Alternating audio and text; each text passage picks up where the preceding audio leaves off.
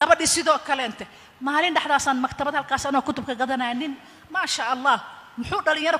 kula dardaarmaaya uu leeyahay khayr Allah siiye naag wax taqaan isku guursanina hadalkii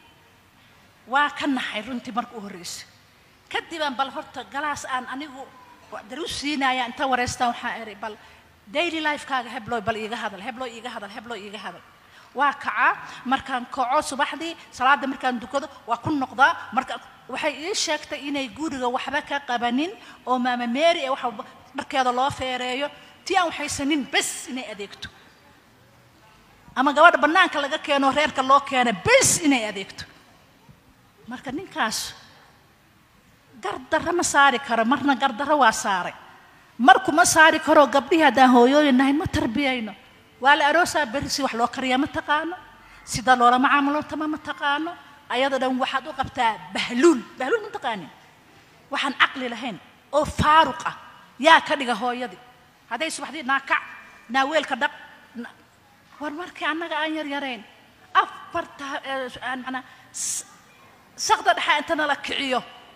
ama macna salaada subax oo ka dhimantaa 2 saac 3 saac ayaa canjeero dib deerka xaaq biyaha rushay kan madra iskool la aadi jiray waagaas iskoolka shaqaday ma habartu ku leedahay marka adigi ayaa tacliinti himma u qaadaysa waxaan iska dhamay saa iskoolkii u aadid waagi markoo bariyo salaad aad dukatay hawsha guriga waa dhamays quraacdii aad karisay wixii waa kala hagaajisay ilaaha idinku dhaarshay hadda hooyadii wax ma kariso gabadhiina wax ma kariso lana hooyadiina waa jiiftaa gabadhiina aday ka wadayna qudwa tahay qaadir ilaahay adigi ka oo ina kacdo war wadaadkaaga inay naagta maxay tabooyaasada wax u karin fitna taasa kuugu filan bari waa leela aroosana aad halkaas maseer iyo balay ula soo taaganta maxal ila aroosana leedahay waxa macna anta u leeyahay waxay tahay gabdho badan waxay dhaheen anigu ninkayga xumeento xumee gabadhi guriga joogto ila guursaday ayadaa ka fiican sawa kacay waa nadiifin ayadii ku sii daysay cuntadii u geynaysa dharkiisii la laabaysa waa feereynaysa adi muxuu ku qabaa marka ilmiye u hagaajinaysa maxaa tahay marka adiga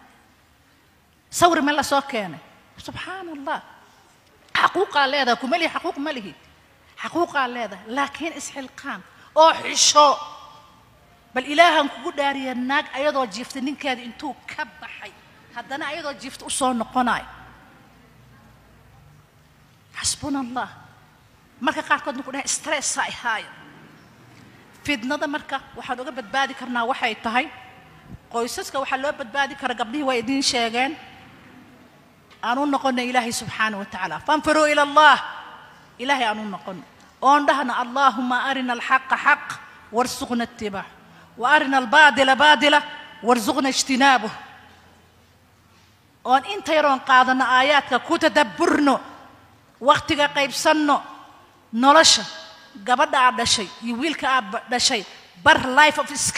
skills ka bar